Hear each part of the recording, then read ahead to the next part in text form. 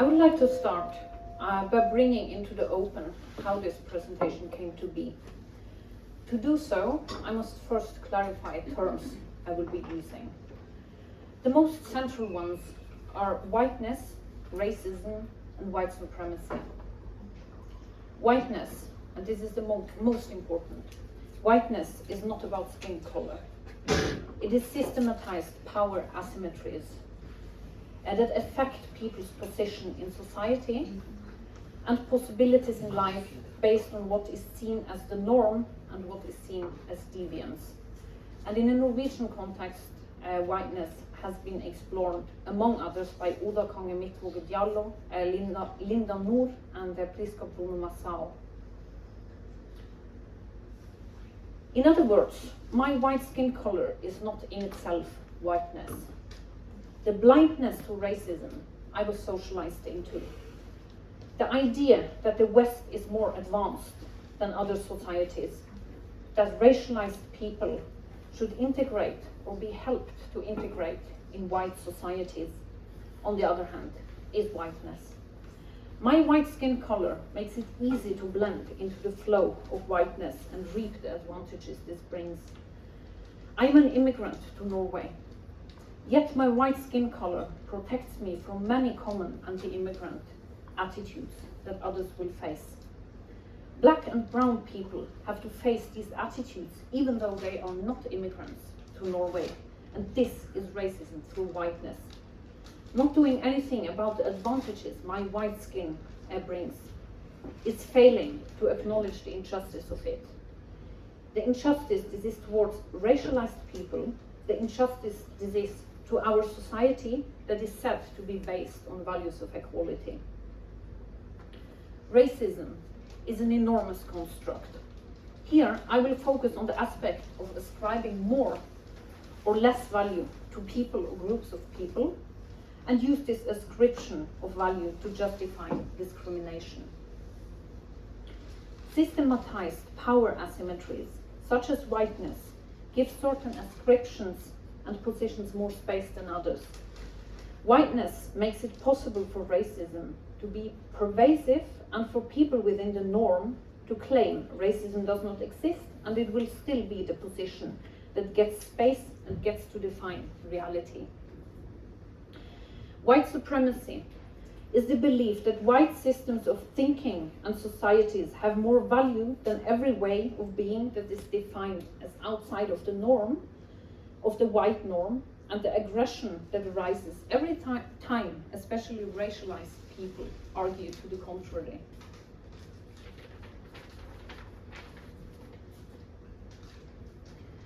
Just as racism, white supremacy is narrowed down nearly into oblivion by focusing exclusively on the individual level.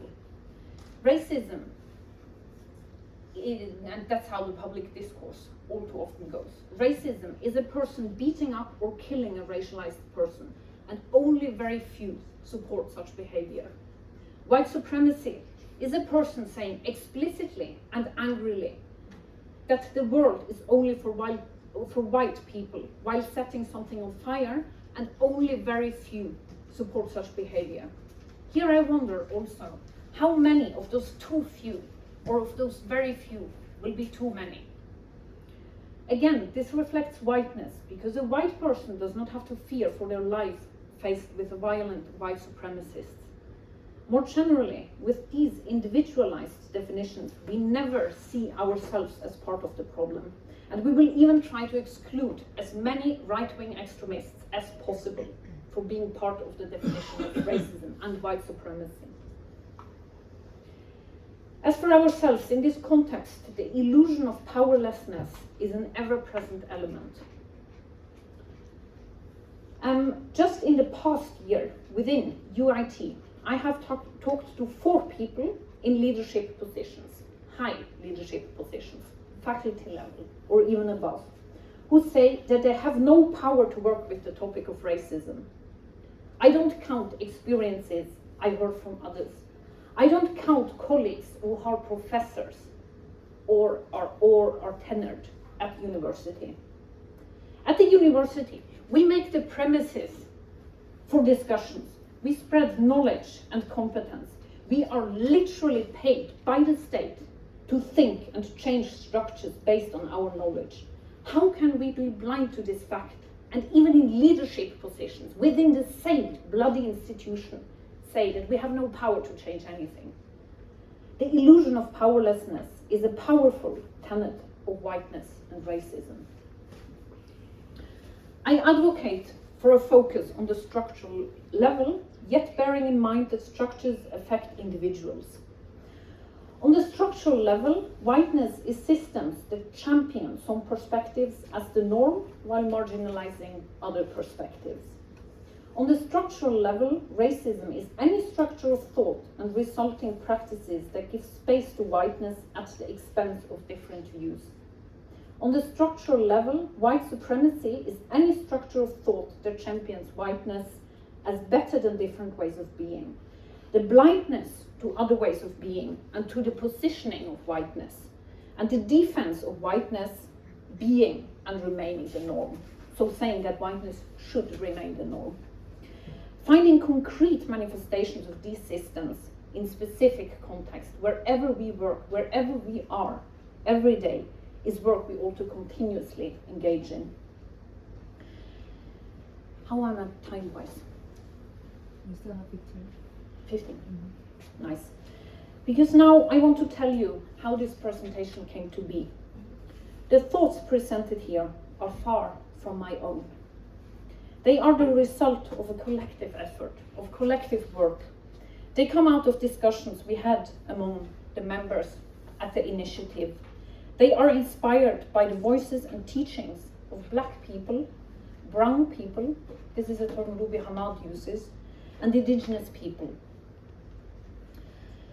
Acknowledging and practicing the collectivity of thinking is one step in dismantling whiteness in academia, where business as usual is centering the written word, taking other perspectives and thoughts as one's own. Anna Maria Stenset has said this just this week in another seminar. And in order to advance my career. Cutting off thoughts from their histories is a part of whiteness. This is one of the main arguments made by Sarah Ahmed. It is infuriating to see how often white academics, even when researching racism, the few times this happens, unfortunately, cite other white academics, while the thoughts they are citing or bringing to the fore as something new have been thought, said, and written by academics who are Black, academics of color, and Indigenous academics for years, for decades, and sometimes even for centuries. The same applies to when a topic becomes part of a discussion in broader parts of society than the niches where the topic has been dealt with. So I want you to remember this presentation here, not as a presentation given by me, not as a presentation given by a brilliant or irritating or boring white woman, but as thoughts built on collective discussions. Thoughts I owe to Black thinkers, Indigenous thinkers, brown thinkers. And I repeat this because whiteness tends to erase both collectivity and the above-mentioned thinkers and members of societies. I want you to remember this presentation as a starting point for further reflection, further learning, and taking action. This is not going to stop when I stop talking. It shouldn't. By going, and also most importantly, by going to the thinkers who have taught me, who have inspired me. I have a paper with names and book titles available, so please do contact me to learn more. Now, I would like to show the pervasiveness of whiteness in academic research, and just also to say, this presentation so far, I have only been talking about how this work has come to be and definitions.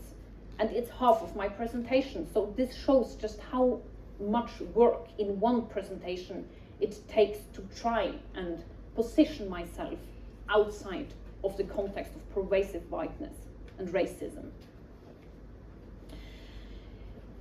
So yeah, in my field, the social sciences, it already starts with what we call the subdisciplines. There is migration research, there is integration research, there is diversity research, there is immigration research. Whiteness makes us think that racialized people are only meaningful participants in research when we work with these mentions of disciplines. And when not, it's just society, and when we don't think about it, this makes it into white society. This leads to the inaccuracies and simply bad data that Anna Maria mentioned in the introduction. It shows that because of whiteness, we tend to think of society as white and accept this as a fact, when in reality it is a distortion. It is reality distorted by whiteness and naturalized by racism and white supremacy. The sheer quantity of research in the subdisciplines I have mentioned is another indicator of whiteness, racism and white supremacy. These fields are so big that I, who work on this topic, have not been able in the slightest to get close to getting an overview just in the Nordic context on who does what kind of research.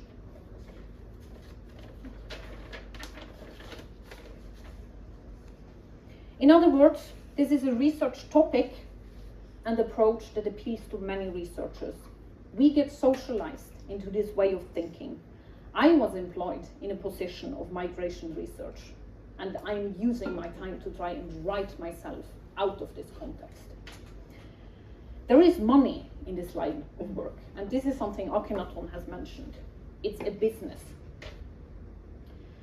Both through national and international funding agencies, such as the Research Council of Norway, the European Research Council, and even more so, or more visibly so, through contract research, which is closely connected to policy making. Ronald Majora Synnes has in a Norwegian context pointed out that the lack of research on racism in academia, or on racism as a topic in general, likely points to a lack of representation of researchers with minority background in Norwegian academia. Because even when the topic of racism, the term of racism, is addressed on a bigger scale, like when the Black Lives Matter movement rose to general attention in 2020, researchers seem to struggle to confront whiteness. In 2022, a book on racism was published.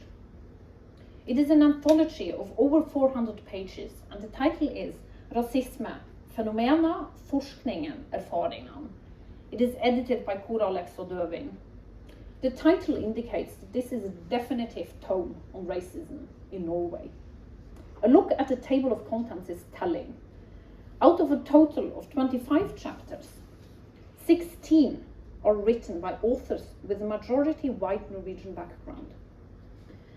Out of 25 chapters, 19 are written by white Western authors. The introduction makes it perfectly clear that the relevant factor here is, once more, and this is really important, not skin color, but whiteness as a system of thinking. Because, and I paraphrase in the introduction, it basically says, after the Black Lives Matter demonstrations in 2020, there is now a wide consensus in Norway that racism exists. And I think Akhenaton's talk already is enough to say this, where does this idea come from, really? And moreover, terms in research on racism are imported from the US and the UK, it says in that introduction, which have very different histories than Norway. And that research on racism in Norway has been concentrated around violent right-wing extremism because of the terrorist attack in 2011. It's not because of the terrorist attack that it's focused on the individual level and on extremism. It's because of whiteness. The same talking points that we hear in public debates based on the balance paradigm, that on one hand we have a person saying that racism exists, and on the other hand we have a person who says that racism don't exist. Please have a civilized discussion. Where do we go with that? Why is that? What is this a story about when we frame the topic of racism in this way? Who is this story about, more importantly, and whose experiences and worldviews are centered and who is marginalized? And of course, the book on racism addresses this to a very, very little degree. At this point, I would like to turn to a more general argument, because I hope that you now have a basic idea about how social sciences in Norway look and what problems this entails. Vanessa de Oliveira Androtti has a quote that I think is enormously important, and this is a recommendation I got from Anna Maria. She says, and quotes Boaventura de Sousa Santos, saying that within the ecology of knowledges, the limits and value of knowledges are attributed according to the notion of knowledge as intervention in reality and not knowledge as a representation of reality. And Santos proposes that the credibility of cognitive construction be measured by the type of intervention in the world that it affords or prevents. If we take this argument seriously, and we absolutely ought to, it allows us to uncover big parts, no, most parts actually, of our academic activities as completely empty. A bubble that sustains itself, but does nothing outside of itself. Or it does do something by not doing anything, because it holds an established system in place. It holds systems characterized by whiteness in place. Systems characterized by whiteness, racism, and white supremacy. By not discussing and evaluating our activities at the university, in academia, as interventions in reality, what does this do? What does this term do? What is the practical consequence of this? But only see it as representations of reality, we avoid seeing, and very efficiently so, and we avoid confronting this empty space, this bubble.